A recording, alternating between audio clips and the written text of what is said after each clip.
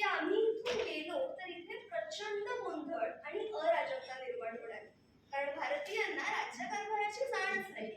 यावर गांधीजी म्हणाले की मान्य आहे, आमच्या देशात गोंधळ निर्माण होईल, पण लक्षात घ्या, निर्माण होणारा गोंधळ हा आमचा असेल आणि त्यामुळे आम्ही भारताचे लोक होणाऱ्या गोंधळाची जबाबदारी घ्यायला सज्ज आहोत.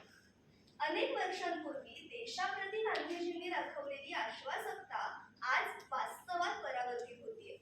अनेक राज्यांमध्ये प्रदेशांमध्ये विभागलेले तुकडे नागरिकाचे हक्काधिकार तर दूरच, पण नागरिक या शब्दाविषयी असलेली निरक्षरता, फाळणीमुळे नुकतीच उद्भवलेली संतापाची लाट, देशाच्या राष्ट्रध्वजाविषयीचा गोंधळ, मतांतर अशा अनेक अडथळ्यांवरती मात करत 130 कोटी लोकांना सामावून घेणारा 3 अक्षरे देश आज दिमाखानं झळकतोय आणि त्याच दिमाखात या देशाच्या विकसित असण्याचं एक स्वप्न मांडण्यासाठी उभी आहे. नमस्कार, मी श्रुती बोरस्ते. विषय म्हणतीये माझा भारत, विकसित भारत 2047. मित्रांनो, खरं तर 150 वर्षांच्या प्रदीर्घ कालखंडात सगळ्याच गरजांसाठी इंग्रजांवर एक प्रकारे अवलंबून असलेल्या भारताला जेव्हा स्वातंत्र्य मिळालं, तेव्हा मुळापासून देशाची आखणी करणं आणि परकीय सत्तेवरचं अवलंबित्व नाकारून खऱ्या अर्थानं तेव्हा विकसित होणं हे स्वतंत्र भारतासमोरचं सगळ्यात मोठं आव्हान होतं. आणि आजवरच्या कालखंडात आव्हानं पूर्ण करण्याचा देशाचा आलेख एक प्रकारे उंचावतच गेला.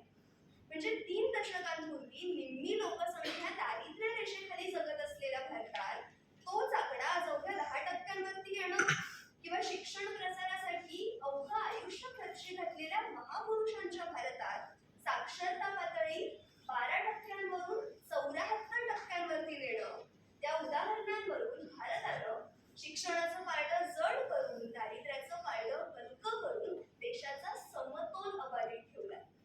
कधी काळी अन्नधान्य निर्मितीच्या बाबतीत परावलंबित्व अनुभवलेला भारत आज अन्नधान्य निर्यातीच्या बाबतीत अग्रेसर बनतोय. आणि हे देशानं क्रांती कायम रक्तरंजितच असते हा जगाचा समज खोडून हरित क्रांतीच्या मार्फत केलेल्या विकासाचं द्योतक आहे. आपल्याच सोबत स्वतंत्र झालेल्या इतर देशांची एका बाजूला दुर्दशा होत असताना, त्यांच्यावरती हुकुमशाहीचं सावट पसरत असताना, भारतात मात्र आजवर झालेली एकूण सगळी सत्तांतरं ही लोकशाही मार्गाने होणं ही या देशाच्या गाभ्यासाठी गौरवात्मक बाब आहे.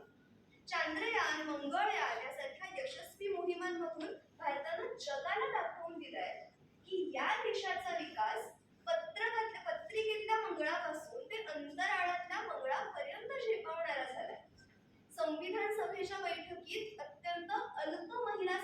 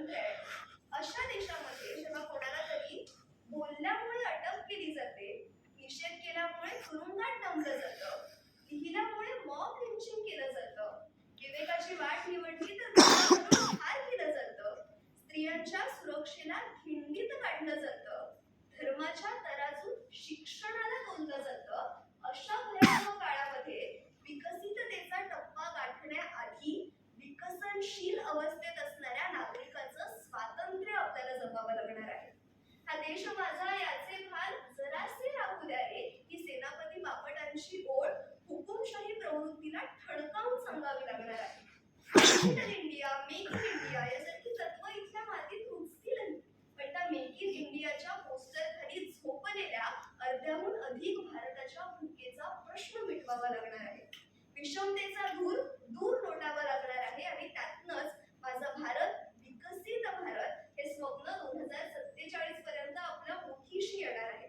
ते येऊ असा आशावाद व्यक्त करते आणि जाताना अब्बास तबीश यांच्या शब्दात इतकंच की पाणी आंख में भरकर